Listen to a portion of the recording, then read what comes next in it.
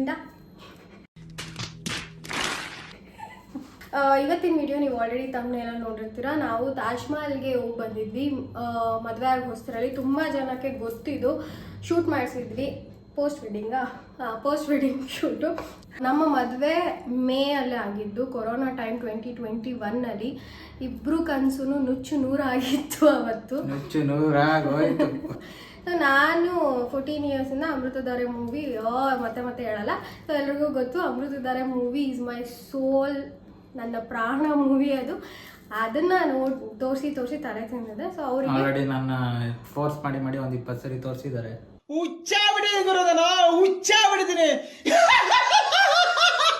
Train experience ಅಂತ super awesome.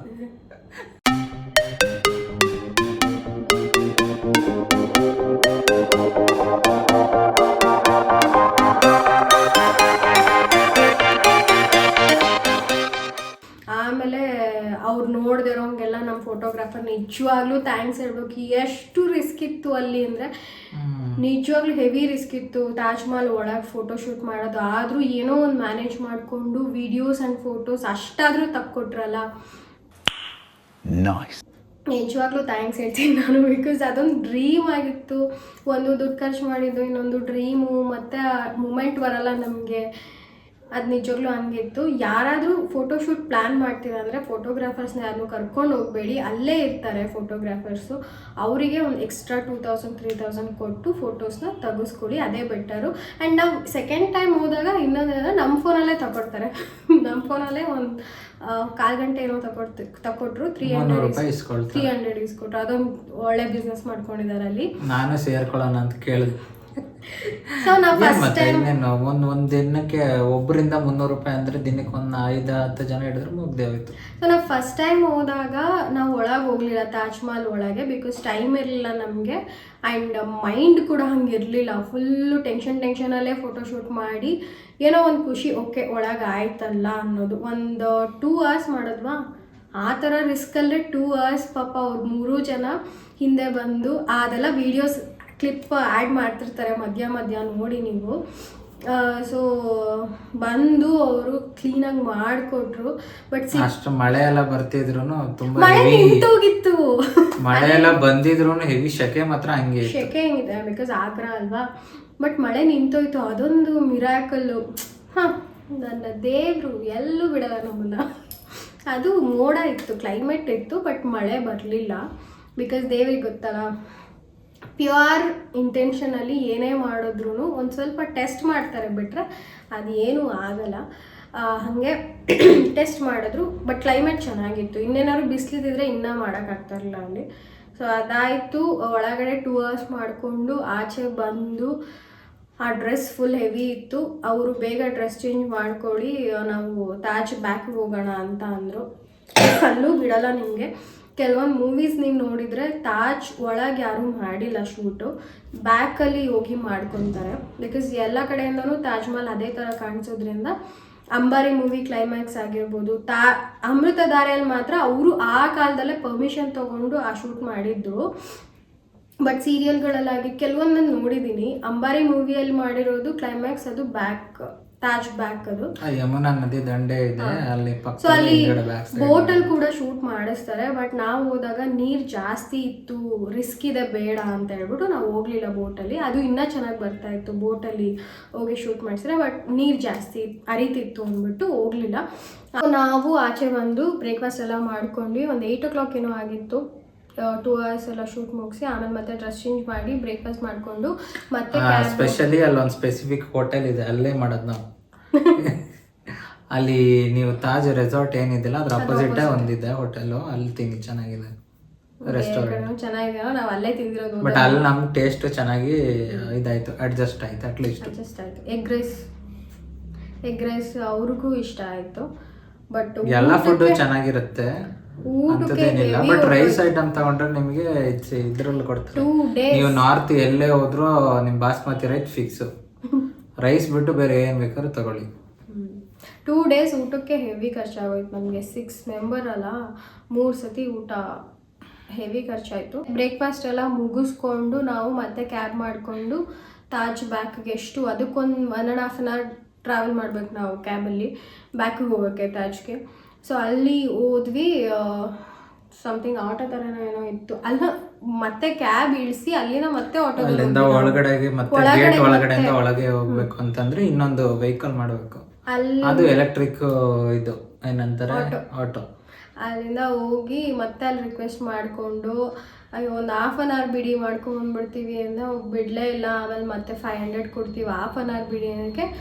500 ಈಸ್ಕೊಂಡು ಬರೀ half an hour, ಅದು ನೋಡ್ಕೊಳಕ್ಕೆ ಬೇರೆ ಜೊತೆಗೆ ಬಂದು ಬರೀ ಹಾಫ್ ಆನ್ ಅವರ್ ಅಷ್ಟೇ ಅಲ್ಲೂ ಬಿಟ್ಟಿದ್ದು ನಮಗೆ. ಬ್ಯಾಕ್ ಸೈಡು ಒಂದೆರಡು ವಿಡಿಯೋ ಫೋಟೋಸ್ ತೆಗೆಸ್ಕೊಂಡು ಹಾಫ್ ಆನ್ ಅವರ್ ಕರೆಕ್ಟಾಗಿ ಆಯಿತು ಮುಗೀತು ಅಂದ್ಬಿಟ್ಟು ಎಲ್ಲ ಮನಿ ಮೈಂಡೆಡ್ ಎಲ್ಲೋದ್ರೂ ನೀನು ನೋಡ್ರ ಅಯ್ಯೋ ಪಾಪ ಅನ್ನಿಸ್ತಿದೆ. ಅದು ಒಂದಿದೆ. ಸೊ ಅಲ್ಲಿಂದ ಬಂದು ಮತ್ತೆ ಡ್ರೆಸ್ ಎಲ್ಲ ಚೇಂಜ್ ಮಾಡಿ ಅಲ್ಲಿ ಏನದು ಆಗ್ರಾ ಪೇಟ ಸಿಗುತ್ತೆ, ಬೆಲ್ಲನ ಹನಿಯಲ್ಲಿ ಮಾಡೋದು, ಶುಗರ್ ಯೂಸ್ ಮಾಡಿದ್ರೆ ಫ್ಲೇವರ್. ಬೂದ್ ಕುಂಬಳಕಾಯಿ ಆಗಿದೆಯಲ್ಲ ಅದ್ರಲ್ಲಿ ಮಾಡೋದು. ಅದು ಫ್ಲೇವರ್ಸ್ ಸಿಗುತ್ತೆ, ಫ್ಲೇವರ್ಸ್ ಚಾಕ್ಲೇಟ್ ಫ್ಲೇವರ್, ಬೇರೆ ಬೇರೆ ಫ್ಲೇವರ್ಸ್ ಎಲ್ಲ ತರ ನಾವೊಂದು 6 to 7 ಬಾಕ್ಸ್ ತಗೊಂಡು. ಆಗ್ರಾ ಅದು ಆಕ್ಚುಲಿ ಅದಕ್ಕೆ ಫೇಮಸ್. ಆಗ್ರಾ ಡೆಲ್ಲಿಲಿ ಸಿಗುತ್ತೆ. ಆಗ್ರಾದಲ್ಲಿ ನೋಡೋ ಪ್ಲೇಸಸ್ ಎಷ್ಟೊಂದು ಇತ್ತು, ಬಟ್ ನಮಗೆ ಟೈಮ್ ಇರಲಿಲ್ಲ. ಬಿಕಾಸ್ ನಾವು ಗುರುವಾರ ರೆಸ್ಟ್ ಮಾಡಿ ನೆಕ್ಸ್ಟ್ ಮಾರ್ನಿಂಗ್ ಫ್ರೈಡೇಗೆ ಡೆಲ್ಲಿಗೆ ಮತ್ತೆ ಟ್ರೈನ್ ಬುಕ್ ಮಾಡಿದ್ವಿ, ಅಲ್ಲಿ ಡೆಲ್ಲಿಯಲ್ಲಿ ಓಡಾಡೋಣ ಅಂತ ಹೇಳ್ಬಿಟ್ಟು. ಸೊ ನಾವೇನು ಮತ್ತೆ ಆಗ್ರಾದಲ್ಲಿ ಏನು ಎಕ್ಸ್ಪ್ಲೋರ್ ಮಾಡಲಿಲ್ಲ. ಅವರಿಗೆ ಟ್ರೈನ್ ಇತ್ತು ಗುರುವಾರ, ಸ್ವಲ್ಪ ಅವರು ರೆಸ್ಟ್ ಮಾಡಿ ಊಟ ಎಲ್ಲ ಮಾಡಿಕೊಂಡು ಅದೇ ಪೇಟಗಳು ಅವರು ಪರ್ಚೇಸ್ ಮಾಡಿದ್ರು. ನಾವೊಂದು 6 to 7 ಬಾಕ್ಸ್ ತೊಗೊಂಡಿದ್ವಿ. ಅವ್ರಿಗೆ ಟ್ರೈನ್ ಬುಕ್ ಮಾಡಿ ಅವ್ರಿಗೆ ಫುಡ್ಡು ಮಧ್ಯದಲ್ಲಿ ಸಿಗೋ ಥರ ಎಲ್ಲ ಬುಕ್ ಮಾಡಿಕೊಟ್ಟು ಎಲ್ಲ ಥರ ಅರೇಂಜ್ಮೆಂಟ್ ಮಾಡಿ ಕಳಿಸ್ತೀವಿ. ಬಟ್ ಅವ್ರು ಹೇಳ್ಬಿಟ್ಟು ಹೋದ್ರು ಇದೇ ಲಾಸ್ಟ್ ನಾವು ಟ್ರೈನಲ್ಲಿ ಜರ್ನಿ ಜೀವನದಲ್ಲೇ ಟ್ರೈನಲ್ಲಿ ಹೋಗೋಣ ನಾವು. ನನಗೆ ಯಾವ ಮಟ್ಟಕ್ಕೆ ಶಾಕ್ ಆಯ್ತದು ಅಂತ ಅಂದ್ರೆ ನನಗೆ ನಂಬೋಕೆ ಆಗ್ತಾ ಇಲ್ಲ, ಶೇಕ್ ಆಗ್ಬಿಟ್ಟೆ ನಾನು. ಪಾಪ ಆದ್ರೂ ಸ್ಟ್ರೈನ್ ಆಗಿರೋದು ಅಷ್ಟು ನಮಗೆ ಸ್ಟ್ರೈನ್ ಆಗಿತ್ತು. 1 ಟೈಮ್ಗೆ ಅಂದರೆ ಅವ್ರಿಗೆ 2 times ಸ್ಟ್ರೈನ್ ಆಗಿತ್ತು. ಬಟ್ ಏನು ಮಾಡೋದು, ನಮ್ಮ ಹತ್ರ ಅಷ್ಟು ಬಜೆಟ್ ಇರಲಿಲ್ಲ. ಇದ್ರೆ ಪಕ್ಕ ನಾವು ಅವ್ರನ್ನೂ ಫ್ಲೈಟಲ್ಲೇ ಕರ್ಕೊಂಡ್ಬರ್ತಾ ಇದ್ವಿ. ನೋಡೋಣ ಇನ್ ಫ್ಯೂಚರ್ ಬಜೆಟ್ ಎಲ್ಲ ಚೆನ್ನಾಗಿಲ್ಲ ಕೂಡಿ ಬಂದ್ರೆ ಮತ್ತೆ ಕರ್ಕೊಂಡು ಹೋಗೋಣ. ಆಗ್ರಾಗಂತೂ ಇಲ್ಲ, ಬೇರೆ ಕಡೆ ನಾನು ಕರ್ಕೊಂಡು ಹೋಗ್ತೀನಿ, ನಂಗೆ ಗೊತ್ತು. ಮತ್ತೆ ಸಂಜೆ ಬರತ್ತು ನೀವು ಇನ್ನೊಂದು ಡ್ರೆಸ್ ಹಾಕೋ ಬನ್ನಿ, ಕುದುರೆ ಶಾರ್ಟ್ ತೊಗೊಳ್ಳೋಣ ಅಂತ ಹೇಳಿದ್ರು. ರೆಸ್ಟ್ ಮಾಡಿ ಸ್ವಲ್ಪ ಹೊತ್ತಾದ್ಮೇಲೆ ಅದೇ ಗ್ರೀನ್ ಡ್ರೆಸ್ ಕುದುರೆ ಶಾರ್ಟು, ಅವನು ಯೋಗಿನ್ ಕುದುರೆ ಆಡಿಸ್ಬಿಟ್ಟು ಹಂಗೆ ಹಿಂಗ ಕಟ ಅಂತ ಒಂದು ಅರ್ಧ ಕಿಲೋಮೀಟರು ಇಲ್ಲ, ಅದು ಇಲ್ಲಿಂದ ಒಂದು ಸ್ವಲ್ಪ ದೂರಕ್ಕೆ ಏನು ಒಂದು 100-150 ಮೀಟರ್ 200 ಮೀಟರ್ ಅನ್ಕೊಳ್ಳಿ ಅಷ್ಟೇ. ನಾವು ಫಿಲಮ್ ಶೂಟ್ ಮಾಡ್ತಾ ಇದೀವಿ ಅನ್ನೋಂಗೆ ನಾವು ಆ ಶೂಟ್ ಎಲ್ಲ ಮುಗಿಸ್ಕೊಂಡು ಆ್ಯಕ್ಚುಲಿ ಅದು ನಾನು ಅವರು ಭರತ್ ಹತ್ರ ನಾನು ಕೇಳಿದ್ದೆ ಫೋಟೋಗ್ರಫಿ ನಂದು ಬೇಕು ನನಗೆ ಅಂತ. ಆಮೇಲೆ ನಾನು ಗ್ರೀನ್ ಡ್ರೆಸ್ ಹಾಕ್ಕೊಂಡು ನಾನು ಹೋದೆ, ಯೋಗಿನ್ ಕೂಡ ಮಾಡೋಣ ಅಂದ್ಬಿಟ್ಟು ಅವರು ಇಬ್ರದ್ದು ಮಾಡಿದ್ರಲ್ಲ. ಅವ್ನು ಕುದುರೆ ಏನು ಅನ್ಕೊಂಡ್ಬಿಟ್ಟ, ಮೂವಿ ಶೂಟ್ ಅನ್ಕೊಂಡ್ಬಿಟ್ಟ. 1000 ರೂಪೀಸ್ ಕೇಳ್ತೀನಿ ಇಲ್ಲಿಂದ ಅಲ್ಲಿಗೆ 200 ಮೀಟರ್ಸ್ಗೆ. ಅಷ್ಟೇ. ಆಮೇಲೆ ಯೋಗಿನ್ ಕೊಡಲಿಲ್ಲ. ಇದು ಹೆಂಗೆ ಆಡತ್ತಂದರೆ ಏನೋ ನಾರ್ತ್ ಕಡೆಯವರು ಇವ್ರ ಸಂಬಂಧಿಕರು ಅನ್ನೋಂಗೆ ಒಂಚೂರು ಭಯ ಇಲ್ಲ, ಹೆಂಗೆ ಬೇಕು ಹಂಗೆ ಮಾತಾಡೋದು. ಅವನು ಫುಲ್ ಇಳಿಸ್ಬಿಟ್ಟು ಜಗಳಕ್ಕೆ ಬಿದ್ದುಬಿಟ್ಟ. ಅವನು ಹೆಂಗ್ ಬೇಕು ಹಂಗೆ ಬೈತಾನೆ. ನಾನು ಕೊಡಲ್ಲ ಅಂದೆ ಅಷ್ಟೇ. 100 ರೂಪಾಯಿ ಕೊಟ್ಬಿಟ್ಟು ಕೊಡಲ್ಲ, 100 ರೂಪಾಯಿ ಕೊಡ್ತೀನಿ, ಇಸ್ಕೊಳಂಗಿದ್ರೆ ಇಸ್ಕೋ, ಇಲ್ಲ ಹೋಗ್ತಾ ಇರು ಅಂತ ಅಂದೆ. ಅವನು ಹಾಸ್ಪಿಟಲ್ಗೆ ಹೋಗು ಅಂತೇನೋ ಹೇಳ್ದ. ಇವರು ಏನೋ 100 ರೂಪಾಯಿ ಇಟ್ಕೊಂಡು ಹಾಸ್ಪಿಟ್ಲಿಗೆ ಹೋಗಿ ತೋರಿಸ್ಕೊ ನೀನು ಹಂಗೆ ಹಿಂಗೆ ಅಂತೆಲ್ಲ ಅಂದ. ನಾನು ಅದಕ್ಕೆ ಆಯ್ತು ನಾನು ತೋರಿಸ್ಕೊತೀನಿ ಬಿಡಪ್ಪ, ನೀನು ಕೊಡೋದೇ ಇಲ್ಲ ಹೋಯ್ತಾ ಇರು ಅಂತಂದೆ. ಇಷ್ಟೆಲ್ಲ ಡೀಸೆಂಟಾಗಿ ಮಾತಾಡಿಲ್ಲ ಗೈಸ್, ಏನೋ ಕೆಟ್ಟಾಗಿ ಬೈಕೊಂಡ್ಬಂದರು ಹಿಂದಿಯಲ್ಲಿ. ನನಗೆ ಹಿಂದಿ ಅಷ್ಟೆಲ್ಲ ಬರಲ್ಲ. ಸೊ ಆಮೇಲೆ ಬಂದು ರೆಸ್ಟ್ ಮಾಡಿ ಅವ್ರನ್ನ ಟ್ರೈನಲ್ಲಿ ಕಳಿಸಿ ನೆಕ್ಸ್ಟ್ ಮಾರ್ನಿಂಗಿಗೆ ಬ್ರೇಕ್ಫಾಸ್ಟ್ ಇತ್ತು. ಯಾಕಂದರೆ ನಮಗೆ ಥರ್ಸ್ಡೇ ಮಾರ್ನಿಂಗೇ ಶೂಟ್ ಇದ್ದಿದ್ದರಿಂದ ಬ್ರೇಕ್ಫಾಸ್ಟ್ ಸಿಕ್ಕಿರಲಿಲ್ಲ. ಈ ಮನುಷ್ಯನ ಬ್ರೇಕ್ಫಾಸ್ಟ್ ನಾವು ಪೇ ಮಾಡಿದ್ದೀವಿ, ಒಂದು ದಿನ ದೊಡ್ಡೋಯ್ತು ಅಂದ್ಬಿಟ್ಟು ಬೆಳಗ್ಗೆ ಶುಕ್ರವಾರ ಬೇಗನೆ ಎಬ್ಸಿ ಬ್ರೇಕ್ಫಾಸ್ಟ್ ಮಾಡಿಕೊಂಡು ಮತ್ತೆ ನಾವು ಡೆಲ್ಲಿಗೆ ಪ್ಯಾಕ್ ಮಾಡ್ಕೊಂಡು ಟ್ರೈನಲ್ಲಿ ಹೊರಟ್ವಿ. ಡೆಲ್ಲಿಯಲ್ಲೂ ಇವರು ಮುಂಚೆನೇ ಬುಕ್ ಮಾಡಿದರು. ಅಲ್ಲೂ ಸ್ವಲ್ಪ ಏನೋ ಹಂಗೆ ಹಿಂಗೆ ಆಯಿತು, ಬಟ್ ರೂಮ್ ಚೆನ್ನಾಗಿತ್ತು. ಅಲ್ಲಿ ಅವತ್ತೆಲ್ಲ ಫುಲ್ಲು ಮತ್ತೆ ರೆಸ್ಟು. ಶುಕ್ರವಾರ ಏನು ಮಾಡಿಲ್ಲ, ಶುಕ್ರವಾರ ನಾವು ಹೋಗ್ಬಿಟ್ಟು ಏನು ಮಾಡಿಲ್ಲ, ಫುಲ್ ರೆಸ್ಟು. ಎಲ್ಲ ರೂಮ್ಗೆ ತರಿಸ್ಕೊಳ್ಳೋ ಒಂದು ಸರ್ವಿಸ್ ಇತ್ತು ಅಂದ್ಬಿಟ್ಟು ರೂಮಿಗೆ ತರಿಸ್ಕೊಂಡು ತಿಂದಿರೋದೇ ಆಯ್ತವ. ಡೈಲ್ ನಂಬರ್ 9 ಅಂತಿದ್ರೆ ಬರ್ತಿತ್ತು, ನೆನಪಿದೆ. ಅಲೋ ಅಂತಿದ್ರು. ಚಿಕನ್ ಬಿರಿಯಾನಿ, ಆ ಬಿರಿಯಾನಿ ಅನ್ಕೊಂಡು ಎಲ್ಲ ಹೇಳ್ತಿದ್ರು. ಫುಲ್ ಆರ್ಡರ್ ಮಾಡ್ಕೊಂಡು ತಿಂದರು. ಆಮೇಲೆ ನೆಕ್ಸ್ಟ್ ಮಾರ್ನಿಂಗೇನೆ ನಾವು ಡೆಲ್ಲಿಯಲ್ಲಿ ಅವತ್ತೇ ಫ್ಲೈಟ್ ಇತ್ತಾ ಇಲ್ಲ, ಭಾನುವಾರ ಇತ್ತು. ಶನಿವಾರ ಫುಲ್ಲು ನಾವು ಚೆಕ್ಔಟ್ ಮಾಡುವಾಗ ಫುಲ್ ಹಾರ್ಟ್ ಅಟ್ಯಾಕ್ ಆಯಿತು. ಆರ್ಡ್ರ್ ಎಲ್ಲ ಮಾಡಿದ್ದಕ್ಕೆಲ್ಲ 2,500 ರೂಪಾಯಿ ಬಿಲ್ ಆಯ್ತು. ಬೇರೆ ಎಷ್ಟು 2 ದಿನಕ್ಕೆ ಎಲ್ಲ. ಅಲ್ಲಿ ಶಾಪಿಂಗ್ ಲಾಸ್ಟಿಗೆ ಬರೋಣ, ಫಸ್ಟು ಎಲ್ಲ ಎಕ್ಸ್ಪ್ಲೋರ್ ಮಾಡೋಣ ಅಂತ ಅಂದ್ಕೊಂಡ್ವಿ. ಕೊರೋನಾ ಆಗಿದ್ದು ಟೈಮ್ ಅಲ್ವಾ ಅದು, ಆ್ಯಂಡ್ ನಾವು ಹೋಗಿದ್ದು ಇಂಡಿಪೆಂಡೆನ್ಸ್ ಡೇ ಇನ್ನೇನಿದೆ ಅನ್ನೋ ಟೈಮಲ್ಲಿ. ಒಂದು 10 days 10 days ಇಂಡಿಪೆಂಡೆನ್ಸ್ ಡೇ ಇತ್ತು. ಇಂಡಿಯಾ ಗೇಟ್ ಕೂಡ ಓಪನ್ ಇರಲಿಲ್ಲ. ದೂರದಿಂದ ನೋಡ್ಕೊಂಡು ಬಂದ್ವಿ. ದೂರದಿಂದ ನೋಡಿ ಅಲ್ಲೂ ಮಾರ್ಕೊಂಡು ಫೋಟೋ ತೆಗೆಸ್ಕೊಂಡು ಅವನಿಗೊಂದು 300-400 ಕೊಟ್ಟು 500 ರೂಪಾಯಿ ಆಟೋ ಬುಕ್ ಮಾಡ್ಕೊಂಡಿದ್ವಿ ಅಲ್ಲೇ ಓಡಾಡೋದಕ್ಕೆ. ಸೊ ಅವನಿಗೊಂದು 2,000 ಏನೋ ಕೊಟ್ವಿ ಎಲ್ಲ ತೋರ್ಸೋದಕ್ಕೆ. ಅವನು ಯೋಗಿನ್ ಹೇಳ್ಬಿಟ್ರು 2,000 ಏನು ಕೊಟ್ಟಿಲ್ಲ, 1,400 ರೂಪಾಯಿ ಕೊಟ್ಟಿದ್ದು ನಾನು. ನನ್ಗೆ ಹೇಳಪ್ಪ, ನನಗೇನು ಗೊತ್ತು, ನಾನು ಕೊಟ್ಟಿದ್ದೀನ? ಅದನ್ನ ಹೇಳ್ತೀನಿ. ಹೆಂಡ್ತಿ ನಾನು, ಹೆಂಡ್ತಿ ಏನೋ ಬೇರೆ 2,000 ಏನು ಕೊಟ್ಟಿಲ್ಲ. ಡೀಟೇಲ್ ಆಗಿ ಹೇಳ್ಬೇಕಲ್ವ, ಹೇಳು. ಸೊ ಅವನು ಆಟೋದವನು ಯೋಗಿನ್ ಹೇಳ್ಬಿಟ್ರು ಆರ್ಮಿಯಲ್ಲಿ ವರ್ಕ್ ಮಾಡಿದ್ರು ನಮ್ಮಪ್ಪ ಅಂತ. ಅವನು ಅದನ್ನೇ ಅಲ್ಲೆಲ್ಲ ಯೂಸ್ ಮಾಡ್ಕೊಂಡ ಚೆನ್ನಾಗಿ. ರೆಡ್ ಫೋರ್ಟ್ ಮತ್ತೆ ಇನ್ನೊಂದು ಯಾವ್ದು Lal Bahadur Shastri museum, red fort ಹತ್ರ ಎಲ್ಲ ಅಲ್ಲಿ ಬಿಡ್ತಾ ಇಲ್ಲ ಆಯ್ತಾ ಸೆಕ್ಯೂರಿಟಿಗಳು. ಅವನು ಆಟೋದವನು ಸರ್ ಆರ್ಮಿ ರಿಟೈರ್ಡ್ ಮಗ ನನಗೆ ನಗು, ಹಿಂಗೆಲ್ಲ ಯೂಸ್ ಮಾಡ್ತಾರೆ ಇವರು ಅಂತ. ಆದರೂ ಅವನೇನು ಬಿಟ್ಟಿಲ್ಲ, ಯಾಕಂದ್ರೆ ಎಲ್ಲ ಕ್ಲೋಸ್ ಆಗಿತ್ತು ಇಂಡಿಪೆಂಡೆನ್ಸ್ ಡೇಗೆ.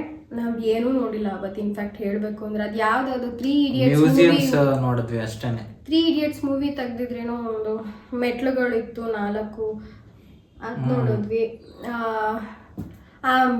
ಇಂದಿರಾ ಗಾಂಧಿ ಇದು, ಆಮೇಲೆ ಲಾಲ್ ಬಹದ್ದೂರ್ ಶಾಸ್ತ್ರಿದು, ಗಾಂಧೀಜಿದು ಎಲ್ಲರದು ಸಮಾಧಿ ನೋಡಿದ್ವಿ, ಮ್ಯೂಸಿಯಂ ನೋಡಿದ್ವಿ. ಓಕೆ. ಆ್ಯಂಡ್ ಗಾಂಧೀಜಿ ಅವ್ರದ್ದು ಹೋದಾಗಂತೂ ಸಾಹೇಬ್ರು ಬಾಯಿಗೆ ಬಂದಂಗೆ ಬೈತಾರೆ. ಯಾರಿಗೂ ಅಲ್ಲಿ ಕನ್ನಡ ಬರಲ್ಲ, ಇವ್ರು ಹೋಗ್ಬಿಟ್ಟು ಬಾಯಿಗೆ ಬಂದಂಗೆ. ನನಗೆ ಭಯ. ಮ್ಯೂಸಿಯಂ ಚೆನ್ನಾಗಿದೆ ನೋಡಿ. ಮ್ಯೂಸಿಯಂ ಚೆನ್ನಾಗಿದೆ ಗಾಂಧೀಜಿದು, ಬಟ್ ಗಾಂಧಿ ಕಂಡ್ರೆ ಆಗಲ್ಲ ಸಾಹೇಬ್ರಿಗೆ. ಸೊ ಎಸ್, ಅದೆಲ್ಲ ಮ್ಯೂಸಿಯಂ ನೋಡಿಕೊಂಡು ಕೊನೆಗೆ ಚಾಂದಿನಿ ಚೌಕಕ್ಕೆ ಬಂದು ಒಂದಷ್ಟು ಶಾಪಿಂಗ್ ಮಾಡಿಕೊಂಡು ರೂಮಿಗೆ ಬರೋ ಅಷ್ಟರಲ್ಲಿ ಈವ್ನಿಂಗ್ ಆಗಿತ್ತು, 7 o'clock ಆಗಿತ್ತು. ಊಟ ಮಾಡಿ ಬೆಳಗ್ಗೆನೇ ಫ್ಲೈಟ್ ಇತ್ತು. ಸೊ ಎಷ್ಟು 2 o'clockಗೇನೋ ಎಬ್ಸಿದ್ರು. ಆದ್ರೂ ಅಷ್ಟು ಬೇಗ ಎದ್ರೂ ಫಸ್ಟ್ ಟೈಮ್ ನಮ್ಮಿಬ್ರಿಗೂ ಫ್ಲೈಟ್ ಎಕ್ಸ್ಪೀರಿಯನ್ಸ್ ಅದು. ನಾನು ಫುಲ್ಲು ಜೋಶಲ್ಲಿ ಬಂದ್ವಿ. ಹೋಗ್ತಾ 1 suitcase ಆಗಿತ್ತು, 1 suitcase 1 ಬ್ಯಾಗ್ ಆಗಿತ್ತು. ಚಾಂದಿನಿ ಚೌಕಲ್ಲೇ ತಗೊಂಡಿದ್ದು ನಾವು ಒಂದು ಟ್ರೋಲಿ ಬ್ಯಾಗ್ ಇನ್ನೊಂದು ಅಲ್ಲೇ ತಗೊಂಡ್ವಿ. ಅದನ್ನು ತುಂಬಿಸ್ಬಿಟ್ವಿ. ಫುಲ್ಲು ಶಾಪಿಂಗ್ ಎಲ್ಲ ಮಾಡಿದ್ದು ಬರ್ತಾ ವೆಯ್ಟ್ ಜಾಸ್ತಿ ಆಗೋಗಿತ್ತು. ಬೇಗನೆ ಹೋದ್ವಿ Delhi airport. But Delhi airport ಹೆಂಗಿದೆ ಅಂತಲೇ ನಮಗೆ ಗೊತ್ತಿಲ್ಲ ಅಲ್ಲ. ಬಟ್ ಡೆಲ್ಲಿ ಏರ್ಪೋರ್ಟ್ ಅಂತೂ ನಾನು ಆಲ್ರೆಡಿ 4 ಸತಿ ಎಕ್ಸ್ಪೀರಿಯನ್ಸ್ ಮಾಡಿಬಿಟ್ಟಿದ್ದೀನಿ ಡೆಲ್ಲಿ ಏರ್ಪೋರ್ಟ್. 4 ಸತಿನಾ? 4-5 ಸತಿ ಮಾಡ್ಬಿಟ್ಟಿದ್ದೀನಿ ಡೆಲ್ಲಿ ಏರ್ಪೋರ್ಟು. 3 ಸರಿ. ನಾನು ಆಫೀಸಿಂದ ಹೋಗಿದ್ದು 2 ಸತಿ. ಆಫೀಸಿಂದ ಯಾವಾಗ ಹೋಗಿದ್ದೆ? 1 ಸರಿ ಹೋಗಿದ್ದೆ. Excuse me, training. ಹಂಗಂದ್ರೆ ಆಯ್ತು 5 ಸರಿ. ಯಾವ ಇವೆಲ್ಲ? ನಾನು 5 ಸತಿ ಡೆಲ್ಲಿ ಏರ್ಪೋರ್ಟ್ 5 ಸತಿನೂ ನಾನು ಟೆನ್ಷನಲ್ಲೇ ಹೋಗಿರೋದು ಡೆಲ್ಲಿ ಏರ್ಪೋರ್ಟ್. ಹಾಗೆ ಅದು ಟೆನ್ಷನ್ ಕೊಡುತ್ತೆ. ಆಫೀಸಿಂದ ಹೋಗ್ಬೇಕಾದ್ರೂ ಓಡ್ಕೊಂಡೇ ಹೋಗಿದ್ದೀನಿ. ಅಲ್ಲೆಲ್ಲ ಸರ್ ಬಿಡಿ ಸರ್ ಫ್ಲೈಟ್ ಇದೆ ಅಂತ. ಫಸ್ಟ್ ಟೈಮು ಹಾಗೆ ಹೋಗಿದ್ದು ನಾವು.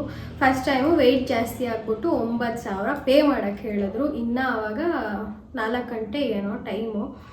ಇನ್ನೇನು ಒಂದು 45 minutes, half an hour ಇತ್ತು.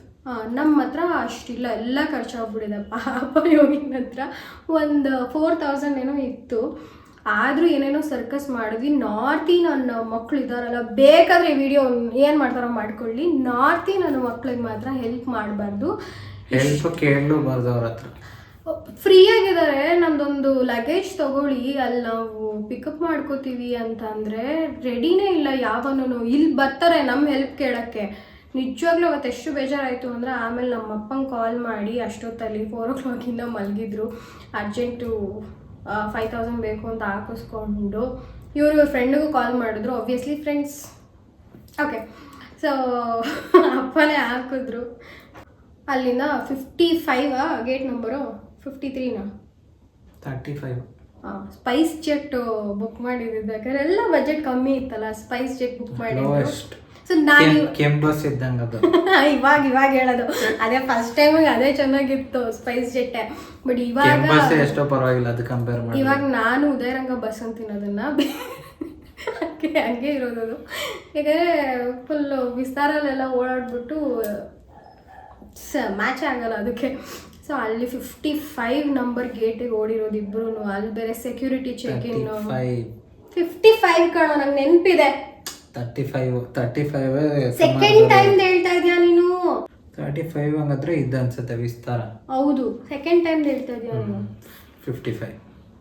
So 55 gate security check in ಮುಗಿಸಿ ಬ್ಯಾಗೇಜ್ ಎಲ್ಲ ಮುಗಿಸಿ ಅಲ್ಲಿಂದ ಓಡಿದ್ದು. ನಾನು ಬೇರೆ ಹೀಲ್ಸ್ ಹಾಕೊಂಡ್ಬಿಟ್ಟಿದೀನಿ. ಕೂಲಿ ಒಂಥರ ಎತ್ಕೊಂಡು ಓಡ್ದೆ ಎಲ್ಲ ಲಗೇಜ್ನ. ಲಗೇಜ್ ಅಲ್ಲಿ ಇತ್ತು, ಕೊಟ್ಟಿರ್ಲಿಲ್ವಾ? ಎಲ್ಲ ತುಂಬ್ಕೊಂಡಿರ್ಲಿಲ್ಲ ಬ್ಯಾಗಲ್ಲಿ. ಇನ್ನೊಂದು ಕ್ಯಾಬಿನ್ಗೆ ಮತ್ತೆ ಎರಡೆರಡು ಬ್ಯಾಗ್ ತುಂಬ್ಕೊಂಡು ಎರಡೆರಡು ಹಿಡ್ಕೊಂಡು ಓಡಿಲ್ವಾ? ಏನು ಯಾರು ಗಂಡಂದಿರ್ ಲಗೇಜ್ ಹಿಡ್ಕೊಳಲ್ಲ ಗೈಸ್. ಎತ್ಕೊಂಡು ಓಡಿ ಗೊತ್ತಾಗುತ್ತೆ. ಹೇಗೋ ಸರ್ಕಸ್ ಮಾಡಿ ಹತ್ತು ಓಡಿ ಓಡಿ ಓಡಿ ಹೋಗಿ ಕೂತ್ಕೊಂಡಿದ್ದ ತಕ್ಷಣ ಸ್ವಲ್ಪ ಸುಧಾರಿಸ್ಕೊಂಡ್ವಿ. AC ಗಾಳಿ ಬರ್ತಾ ಇಲ್ಲ, ಸೆಕೆ ಓಡಿದ ಫೋರ್ಸಿಗೆ. ಆಮೇಲೆ ಬಂತು, ಸ್ವಲ್ಪ ತಣ್ಣಗಾದ್ವಿ. ಈಗ ಟೇಕ್ ಆಫ್ ಆಗತ್ತೆ ಅಂತ ನೋಡಿದ್ವಿ. ಅಲ್ಲಲ್ಲೇ ತುತ್ತಿಸ್ತಾ ಇದ್ದ. ಕೊನೆಗೆ ಟೇಕ್ ಆಫ್ ಮಾಡ್ದ ಪುಣ್ಯಾತ್ಮ. ಎಲ್ಲ ಗಂಟ್ಲು ಇಲ್ಲಿವರೆಗೆ ಬಂದ್ಬಿಡ್ತು. ಫಸ್ಟ್ ಟೈಮ್ ಅಲ್ವಾ? ಫಸ್ಟ್ ಟೈಮ್ಗೆ ಹಿಂಗಾಗಿ ತಕ್ಷಣ ಆಬ್ವಿಯಸ್ಲಿ ಎಲ್ಲ. ನೈಟ್ ಬೇರೆ ಚಿಕನ್ ಬಿರಿಯಾನಿ ಫುಲ್ ಮೀಲ್ಸ್ ಮಾಡಿದೆ. ಅಲ್ಲಿ ನಾನು ಮ್ಯಾಗಿ ಕೂಡ ತಗೊಂಡೆ, 200 ರೂಪೀಸ್ ಮ್ಯಾಗಿ. ನಾನು ಸ್ವಲ್ಪ ಎಕ್ಸೈಟ್ ಆದೆ. ಆ್ಯಕ್ಚುಲಿ ತಾಜ್ ನೋಡಿದ ತಕ್ಷಣ ಎಕ್ಸೈಟ್ ಆಗೋದು, ನಾನು ಮೋಡ ನೋಡಿದ ತಕ್ಷಣ ಎಕ್ಸೈಟ್ ಆಗ್ಬಿಟ್ಟೆ ಅವತ್ತು. ಎಲ್ಲರೂ ಯಾವಳೊಳಗೂ ಫುಲ್ ಫಸ್ಟ್ ಟೈಮ್ ಅಲ್ವಾ, ಏನು ಮಾಡೋಕ್ಕಾಗಲ್ಲ. ಅದೇ ಇವಾಗ ಕರ್ಕೊಂಡು ಹೋದ್ರೆ ಪ್ರೊಫೆಷನಲ್ ಆಗಿ ಕೂತ್ಕೊಂಡಿರ್ತೀನಿ. ಆದ್ರೂ ಫ್ರಂಟ್ ರೋಲ್ ಕೂರ್ಬೇಡಿ. ಫ್ರಂಟ್ ರೋಲ್ ಫುಲ್ಲು ನಿಮಗೆ ವಾಮಿಟಿಂಗ್ ಫೀಲ್ ಫ್ಲೈಟ್ ಇದೆಲ್ಲ ಜಾಸ್ತಿ ಏನು ಬೇಕಾಗಿಲ್ಲ. ಓಕೆ, ಇಟ್ಸ್ ಕಾಮನ್ ಸೆನ್ಸ್, ಎಲ್ರಿಗೂ ಗೊತ್ತಿರುತ್ತೆ. ಅಲ್ಲ ಫ್ರಂಟ್ ರೋಲ್ ಹೇಳ್ಬೇಕಲ್ವಾ, ಮಧ್ಯದಲ್ಲಿ ಸೆಂಟ್ರ್ ರೋಲ್ ಕೂತ್ರೆ ತಾನೇ ಚೆನ್ನಾಗಿ ಎಕ್ಸ್ಪೀರಿಯನ್ಸ್ ಸಿಗೋದು. ನೋಡಿ ಗಾಯ್ಸ್, ನಾನು ಫ್ಲೈಟಲ್ಲಿ ಹೋಗೋದಕ್ಕೆ ಮದುವೆ ಆಗಬೇಕಿತ್ತ ನನಗೆ. ಮದುವೆ ಆದಮೇಲೆ ನಾವಿಬ್ರದ್ದು ಫಸ್ಟ್ ಫ್ಲೈಟ್ ಜರ್ನಿ ಆಗಿತ್ತು. It's called life purpose. Okay, so ಅಲ್ಲಿಂದ ಮತ್ತೆ ಬ್ಯಾಂಗ್ಳೂರಿಗೆ ಬಂದಿದ್ದ ತಕ್ಷಣ ನನಗೆ ಏನು, ಯಾವಾಗಲೂ ಅಷ್ಟೇ ನಾನು ನಾರ್ತ್ ಟ್ರಿಪ್ ಮಾಡಿದಾಗೆಲ್ಲನೂ ಬ್ಯಾಂಗ್ಳೂರಿಗೆ ಬರ್ತಿದ್ದಾಗೆ ನನಗೆ ಒಂಥರ ಕಣ್ಣಲ್ಲಿ ನೀರಿರುತ್ತೆ. ನಿಜವಾಗ್ಲೂ ಕನ್ನಡ ಕೇಳೋದಕ್ಕೆ ಹೆಂಗೆ ಆಗ್ತಿರುತ್ತೆ ಅಂದರೆ, ನನಗೆ ಕ್ಯಾಬ್ ಡ್ರೈವರು ಅವತ್ತು ಬ್ಯಾಂಗ್ಳೂರು ಏರ್ಪೋರ್ಟಿಂದ ಕ್ಯಾಬ್ ಕುತ್ಕೊಂಡಿದ ತಕ್ಷಣ ಕನ್ನಡ ಮಾತಾಡಿದ್ರಲ್ಲ, ನಿಜವಾಗ್ಲೂ ಖುಷಿನೇ ಎಕ್ಸ್ಪ್ರೆಸ್ ಮಾಡೋಕ್ಕಾಗಲ್ಲ. ಫೈನಲಿ ಕನ್ನಡ ಕೇಳೋದು ನಾನು ಅಂತ. ಹಂಗಾಗಿರೋದು ನಂಗೆ ನಾರ್ತಿಗೆ ಹೋಗಿ ಬರೋ ಅಷ್ಟರಲ್ಲಿ. ಇದು ನಮ್ಮ Taj Mahal photoshoot story. Second time ಹೋಗಿದ್ವಿ, ಅದ್ರದ್ದು ನಾನು ನೆಕ್ಸ್ಟ್ ವಿಡಿಯೋದಲ್ಲಿ ಹೇಳ್ತೀನಿ ನಿಮಗೆ. ಮನಾಲಿ ಬಗ್ಗೆನೂ ಇದೇ ಥರ ನಾನು ನಿಮಗೆ ಡೀಟೇಲ್ಸ್ ಕೊಡಬೇಕಂತ ಅಂದ್ಕೊಂಡಿದ್ದೀನಿ. ನೋಡಿ ಗೈಸ್, ಇಷ್ಟೊಂದು ಮಾತಾಡ್ತೀನಿ. ಪೀಸ್ ಏನು ಪೀಸ್ ಅಂದರೆ ಪೀಸ್ ಔಟ್ ಅಷ್ಟೇ. ಬಿಕಾಸ್ ಇದು ಯಾರ್ಯಾರೆಲ್ಲ ಪ್ಲ್ಯಾನ್ ಮಾಡ್ತೀರಾ ಅವರಿಗೆ ಎಲ್ಲೋ ಒಂದು ಕಡೆ ಹೆಲ್ಪ್ ಆಗುತ್ತೆ ಅಂತ ಅಷ್ಟೇ. ಮಧ್ಯ ಅದ್ರದ್ದು ರಿಲೇಟೆಡ್ ವೀಡಿಯೋಸ್ ಕೂಡ ನೀವು ನೋಡಿರ್ತೀರ. ಹಾಗೆ ಮನಾಲಿದು ಕೂಡ ಇರುತ್ತೆ. ಓಕೆ ಗೈಸ್, ಇಲ್ಲಿಗೆ ಈ ವಿಡಿಯೋನ ನಾವು ಮುಗಿಸ್ತಾ ಇದ್ದೀವಿ. ಐ ಹೋಪ್ ನಿಮಗೆ ಈ ವಿಡಿಯೋ ಇಷ್ಟ ಆಗಿದೆ ಆ್ಯಂಡ್ ಯೂಸ್ಫುಲ್ ಆಗುತ್ತೆ ಅಂತ ಅಂದ್ಕೊಂಡಿದ್ದೀನಿ. ಎಲ್ಲೋ ಒಂದು ಕಡೆ ಕೆಲವೊಂದು ಇನ್ಫಾರ್ಮೇಷನ್ ನಿಮಗೆ ಗೊತ್ತಿಲ್ಲದೆ ಇರೋದು ನಾವು ಹೇಳಿದ್ದೀವಿ. ಸೊ ನೆಕ್ಸ್ಟ್ ಇದೇ ಥರ ಮನಾಲಿ ವಿಡಿಯೋನು ನಾವು ಮಾತಾಡಿ ಎಷ್ಟು ಗೊತ್ತಿದೆಯೋ ಅಷ್ಟು ಹಾಕ್ತೀವಿ, ಹೆಂಗೆ ಪ್ಲ್ಯಾನ್ ಮಾಡ್ಬೋದು ಅಂತ. ನಾವು ಯಾವುದೇ ಟ್ರಿಪ್ಪು ಪ್ಯಾಕೇಜಲ್ಲಿ ಹೋಗಲ್ಲ, ನಾವೇ ಓನಾಗೆ ಹೋಗೋದು, ಅದೇ ಬೆಟರು ಅಂತ ಹೇಳ್ಬಿಟ್ಟು. ಸೊ ಈ ವಿಡಿಯೋ ಇಷ್ಟ ಆಗಿದ್ರೆ ಹಾಗೆ ನಿಮ್ಮ ಫ್ರೆಂಡ್ಸಿಗೆ ಶೇರ್ ಮಾಡಿ. ಯಾರೆಲ್ಲ ತಾಜ್ ಮಹಲ್ ಫೋಟೋಶೂಟ್ ಪ್ಲ್ಯಾನ್ ಮಾಡ್ತಿದ್ದಾರೆ ಸೊ ಅವರಿಗೂ ಶೇರ್ ಮಾಡಿ, ಅವರಿಗೂ ಹೆಲ್ಪ್ ಆಗಲಿ. ಮತ್ತೇನೇಳಿ, ವಿಡಿಯೋ ಇಷ್ಟ ಆಗಿದ್ರೆ ಲೈಕ್ ಮಾಡಿ, ಶೇರ್ ಮಾಡಿ, ಸಬ್ಸ್ಕ್ರೈಬ್ ಮಾಡಿ guys. Until my next video, see ya, tata, take care, love you all, bye. Bye.